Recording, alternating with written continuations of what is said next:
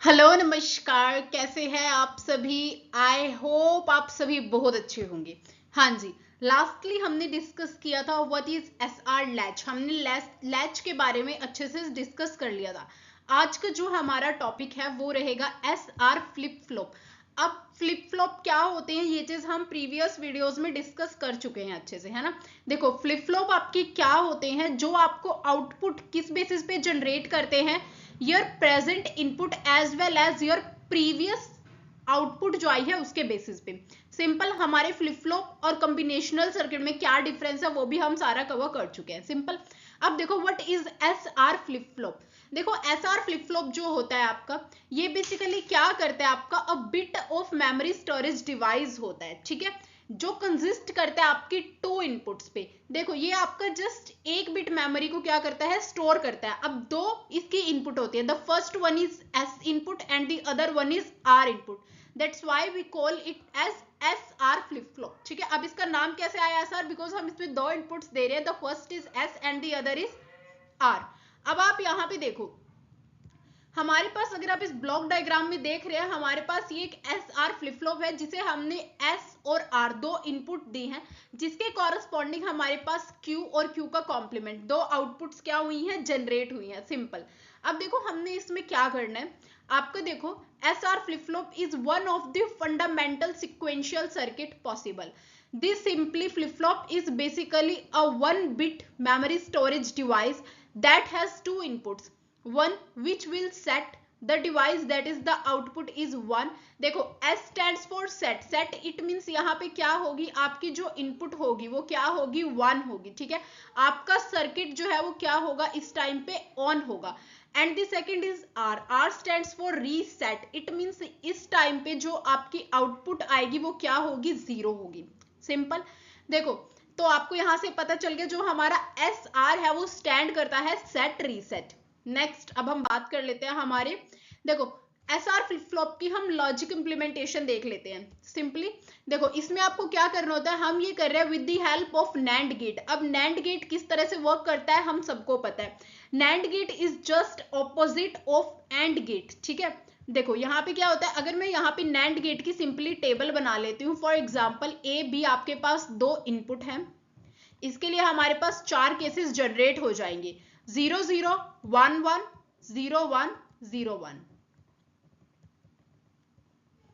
अब देखो अगर हम हमारे एंड गेट की बात करते हैं, ठीक है, I am talking about AND gate. AND gate में हमारी आउटपुट कब वन आती थी, सिंपली जब आपकी दोनों ही इनपुट्स क्या है, वन है, उस केस में आपके पास आउटपुट क्या जनरेट होती थी, वन जनरेट होती थी।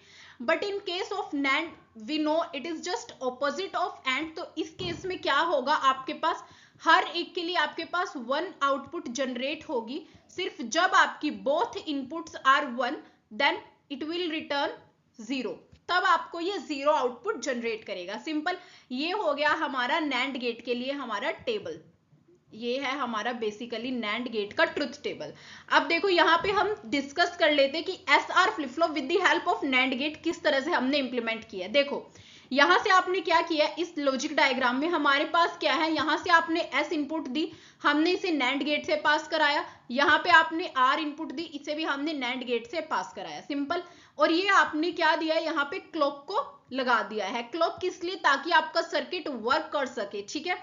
नेक्स्ट देखो अगेन आपने क्या किया, इसको अगेन हमने एक और नैंड गेट से पास कराया है, और यहाँ पे जो भी इसकी आउटपुट आई है वो एज नेक्स्ट नैंड गेट के लिए इनपुट की तरह वर्क करेगी। देखो इसमें आपको ये चीज याद रखनी पड़ेगी इसके लॉजिक डायग्राम को, कि हाउ दिस विल वर्क, ठीक है, ये आपको याद करना पड़ेगा कि ये इसी तरह से होता है, ठीक है। इसके लिए कोई भी एक्स्ट्रा अलग से वो नहीं है, ट्रिक्स नहीं है, तो ये आपको याद करना पड़ेगा। अब देखो हमने क्या करना है with the help of this, अब हम how we can design our truth table, हमने अपना ट्रुथ टेबल डिजाइन करना है with the help of our circuit. देखो किस तरह से, आपके पास यहाँ पे ये जो है ये इनपुट है आपकी, ये तीन आपके पास क्या है, आपकी इनपुट है। सिंपल, देखो क्लॉक, आपकी क्लॉक जीरो, इट मींस आपकी क्लॉक ऑफ है, आपका सारा सर्किट ऑफ है। और चार केसेस होंगे जिसमें आपकी क्लॉक की वैल्यू क्या होगी, वन होगी, इट मींस आपकी क्लॉक क्या है, ऑन है। सिंपल, अब यहां पे देखो एस में क्या होगा आपके पास 2 टाइम 0 2 टाइम 1 अगेन 0 1 0 1। अब ये आपके केसेस क्या हो चुके हैं, तैयार हो चुके हैं। अब आउटपुट हमें पता है कि हमारे अगर सिक्वेंशियल सर्किट्स की बात हो रही है तो हमारे सिक्वेंशियल सर्किट में क्या होगा, आपको Qn+1 इट मींस देखो Q आपकी क्या है, previous, and Qn+1 it means this is your next output. अगर आपको नेक्स्ट आउटपुट निकालनी है तो उसके लिए हम क्या करते हैं, सिंपली आपको जो करंट इनपुट है प्लस प्रीवियस आउटपुट दोनों की जरूरत पड़ती है। सिंपल। तो देखो अब हम यहाँ पे किस तरह से वर्क करेंगे, सिंपली समझते हैं। देखिए यहाँ पे अगर आप यहाँ पे फर्स्ट केस की बात कर लेते हैं, हमारे पास क्या है, S की वैल्यू भी 0 है और R की वैल्यू भी 0 है। देखो यहाँ पे आपने S भी क्या किया, 0 पास किया, R भी आपने क्या किया, 0 पास किया। क्लॉक पास हो रही है, इट मींस क्लॉक की वैल्यू क्या है, 1 है। तो यहाँ पे भी आपके पास 1 पास हो रहा है, सिंपली यहाँ पे भी हमारे पास क्या है, 1 पास हो रहा है। अब 0 1, अगर आप 0 1 नैंड के केस में देखें तो हमें आउटपुट क्या मिलती है, 1 मिलती है। तो इट मींस यहाँ पे आपको क्या मिलेगा, 1 मिल जाएगा। और सेम एज इट इज यहाँ पे भी आपको आउटपुट क्या मिलेगी, 1। अब दिस आउटपुट अगेन आपको क्या करना है, इस आउटपुट को अगेन आपको नैंड गेट से पास करने हैं। फॉर एग्जाम्पल लेट सपोज कर लेते हैं हम यहाँ पे कि देखो आपका यहाँ पे 1 आया है, तो लेट सपोज कि आपको यहाँ पे आउटपुट 0 मिली है। ये हमने सपोज किया, सिंपल। अब देखो सपोज किया तो ये आउटपुट जो है आपकी नेक्स्ट वाले के लिए एज इनपुट वर्क कर रही है यहाँ पे फॉर दिस नैंड गेट, ठीक है। अब आपने क्या करना है, यहाँ पे 1 और 0। अब 1 और 0 आपके पास दो इनपुट है जो कि आपको क्या आउटपुट देगी, 1 आउटपुट देगी। अब देखो अगर मैं आपको बात करती हूँ तो यहाँ पे आपको जो आउटपुट मिल रही थी Q, यहाँ पे आपको क्या मिल रहा था, Q का कॉम्प्लीमेंट। सिंपल। तो देखो हमारे पास Q स्टेट में हमें मिला 0 और Q कॉम्प्लीमेंट में हमारे पास क्या आ गया, यहाँ पे 1। तो कंडीशन जो सेटिस्फाई हो रही है, एक Q है, दूसरा उसका ऑपोजिट है Q का कॉम्प्लीमेंट, ठीक है। अब अगर आप इस 1 को यहाँ पे लेके जाइए, अब देखो ये आपकी फर्स्ट आउटपुट आ चुकी है। अब नेक्स्ट स्टेट निकालने के लिए हमें क्या चाहिए, current input as well as previous output. अब जब आपका ये 1 अगेन यहाँ पे जाएगा, यहाँ पे आपका अगेन 1 आया, तो 1 और 1 आपको क्या आउटपुट देगा, 0। तो यहाँ पे आपके पास क्या आ जाएगा, 0। अगेन आपके पास यहाँ पे क्या, 0। तो देखो हमने लेट सपोज 0 ही लेके चले थे और हमारे पास जब हमने सेकंड स्टेट में उसकी आउटपुट निकाली, हमारे पास 0 ही आई है ना। तो ये जो देखो ये वाली आउटपुट जो थी आपकी, this is your Qn output and this is your next state. तो नेक्स्ट स्टेट इट मींस ये Qn+1 आउटपुट है आपके पास। तो अब यहाँ पे हमने क्या करना है, कुछ नहीं करना है, ये आपके पास 0 आई है अगेन। तो यहाँ पे क्या आएगा, memory state. It means no change. No change का मतलब क्या है, जो आपकी Qn की वैल्यू थी एज इट इज Qn+1 में भी आपके पास 0 सेम वैल्यू ही आई है। सिंपल। ये चीज हमें समझ आई हमने किस तरह से किया। सेम इसके लिए इसका एक और केस देख लेते हैं। फर्स्टली सारे को मैं रब करती हूं ताकि ज्यादा कंफ्यूजन ना हो। Give me a minute guys. एक और केस को देखते हैं, फिर आपको बिल्कुल अच्छे से समझ आएगा और कोई कंफ्यूजन भी नहीं होगी। ओके चलिए स्टार्ट करते हैं। लेट्स सपोज हम थर्ड केस को ले लेते हैं। यहाँ पे आपके पास S की वैल्यू क्या है, 1 और R की वैल्यू क्या है, 0। देखो आप यहां से 1 को पास कर रहे हैं, ओके, और यहां से आप किसे पास कर रहे हैं, R की वैल्यू 0। अब देखो क्लॉक क्या पास कर रही है, यहाँ पे भी 1 पास कर रही है, सेम एज इट इज यहाँ पे भी क्लॉक क्या पास कर रही है, 1 कर रही है। अब 1 और 1 नैंड गेट में आपको क्या आउटपुट दे रहा है, 0। तो हमने यहाँ पे सिंपली क्या लिख दिया, 0। और यहाँ पे आपको क्या मिलेगा, 1 0, यहाँ पे आपको मिलेगा 1। अब आपने कुछ भी नहीं करना है। लेट सपोज अगेन आपके पास यहाँ पे आउटपुट 0 आई है, लेट सपोज कर रहे हैं हम जस्ट। अब जब आपका ये 0 एज इनपुट यहाँ पे जाएगा, अगेन नैंड गेट से पास होगा, तो 1 0 क्या है आपके पास, अगेन आपके पास 1 आ जाएगा। तो एक कंडीशन तो सेटिस्फाई हो गई कि अगर आपकी Q की वैल्यू 0 है, यहाँ पे आपको आउटपुट में Q कॉम्प्लीमेंट ही मिला है, मतलब जो भी Q की वैल्यू थी उसका ऑपोजिट ही मिला है। अब जब इस 1 को हम अगेन यहाँ पे पास करते हैं, आपने इसे यहाँ पे पास किया 0 एंड 1, तो देखो यहाँ पे आपको क्या मिलता है, 0 1 आपको क्या आउटपुट जनरेट करके देगा, 1। तो देखो आपकी Q, देखो ये जो 0 था, this is your Qn state, this is your Qn output. और जो ये आपकी 1 आई है, ये नेक्स्ट आउटपुट आई है, it means this is your Qn+1 output. तो Qn+1 आउटपुट आपके पास क्या जनरेट हुई है 1। तो देखो थर्ड केस में हमारे पास Qn+1 क्या जनरेट हुआ है 1, तो हमने यहाँ पे जस्ट क्या लिख दिया 1। और यहाँ पे बच्चे ये कुछ भी नहीं है, ये जस्ट क्या है 0 इसलिए आया बिकॉज ये जो भी यहाँ पे आपके आउटपुट है उसका कॉम्प्लीमेंट हमने यहाँ पे किया है, ठीक है, सिंपल। तो यहाँ पे इसके ऑपोजिट आ जाएंगे। तो आई होप हम किस तरह से इस लॉजिक डायग्राम्स की हेल्प से अपने ट्रुथ टेबल को डिजाइन कर रहे हैं, ये हमें प्रोसीजर समझ आ गया।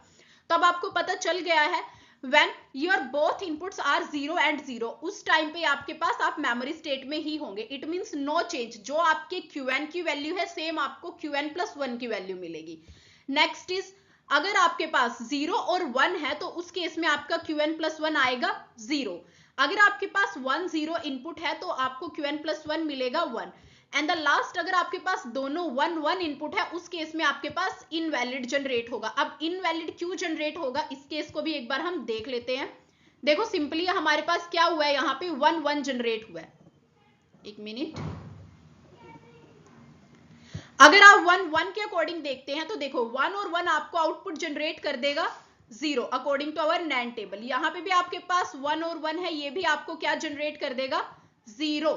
अब लेट सपोज आपकी आउटपुट यहाँ पे Qn 0 आई है। जब Qn आपके पास यहाँ पे जाएगा इस तरह से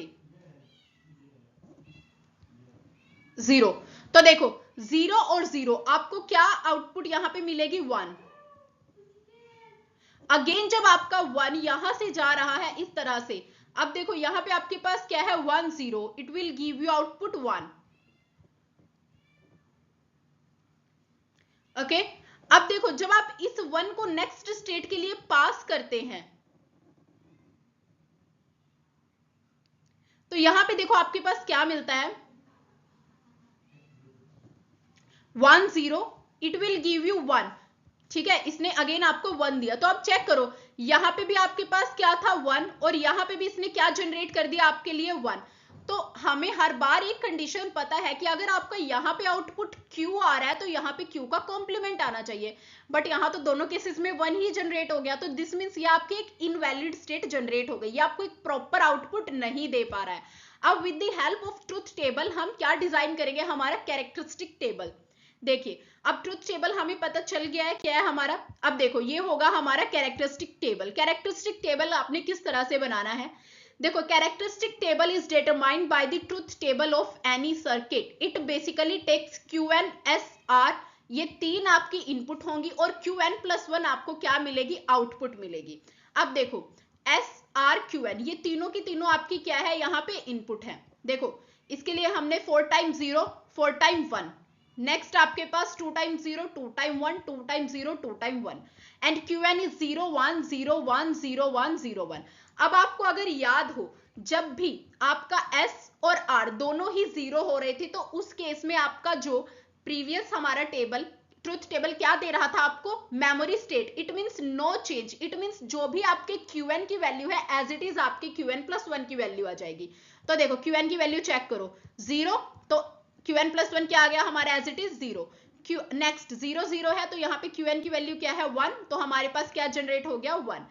नेक्स्ट देखो जब आपके S की वैल्यू 0 है और R की वैल्यू 1 है तो उस केस में Qn+1 आपका 0 जनरेट कर रहा था। ये मैं अपने पे से नहीं बता रही हूँ, प्रीवियस जो हम ट्रुथ टेबल पढ़ के आए हैं उसमें ही है ये सब, ठीक है। तो हमने यहाँ पे भी क्या कर दिया 0, अगेन यहाँ पे भी क्या कर दिया 0। जब आपके S की वैल्यू 1 और R की वैल्यू 0 है उस केस में हमारे पास 1 आउटपुट जनरेट होगी Qn+1 के लिए। एंड लास्ट केस जब आपके पास S R they both are 1 value contain कर रहे हैं उस केस में आपके पास डोंट केयर, इट मींस यहाँ पे क्या जनरेट हो जाएगा इनवैलिड। इनवैलिड क्यों, बिकॉज ये आपको कोई भी स्टेट कोई भी एक एग्जैक्ट आउटपुट प्रोवाइड नहीं करवा पा रहा है, सिंपल। तो हमारे पास कैरेक्टरिस्टिक टेबल भी बन गया। अब आपने with the help of truth table हमने कैरेक्टरिस्टिक टेबल डिजाइन किया। अब with the help of characteristic table हमें हमारा एक्साइटेशन टेबल को क्या करना है, डिजाइन करना है। चलो देखते हैं कैसे। Okay, this is your excitation table for SR NAND flip flop. देखो इसमें आपने क्या करना है, हम प्रीवियसली SR Qn की हेल्प से Qn+1 को निकाल के आए हैं, सिंपल। अब हमने क्या करना है यहाँ पे क्यू एन प्लस वन हमारे क्या होंगे, इनपुट होंगे, और एस और आर आपके आउटपुट होंगे। अब प्रीवियस कैरेक्टरिस्टिक टेबल में हमने चेक करना है कि जब क्यू एन की वैल्यू भी जीरो है और क्यू एन प्लस वन की वैल्यू भी जीरो है, उस केस में आपके एस और आर की क्या वैल्यू है। देखो उस केस में आपके एस की वैल्यू, दो केस हमारे पास ऐसे हैं जिनमें क्यू एन की वैल्यू भी जीरो है, क्यू एन प्लस वन की वैल्यू भी जीरो है। उस केस में आपका एस तो दोनों टाइम जीरो ही है, बट आपका आर एक बार जीरो है और एक बार क्या है, वन है। तो देखो एस की तो दोनों टाइम स्टेट क्या है, सेम है, तो हमने एस के लिए लिख दिया जीरो, बट आर क्या है, एक बार जीरो है एक बार वन है, इट मींस आर में चेंज है, तो आर के लिए आपने क्या लगा दिया, डोंट केयर। आप यहाँ पे इनवैलिड भी लिख सकते हैं।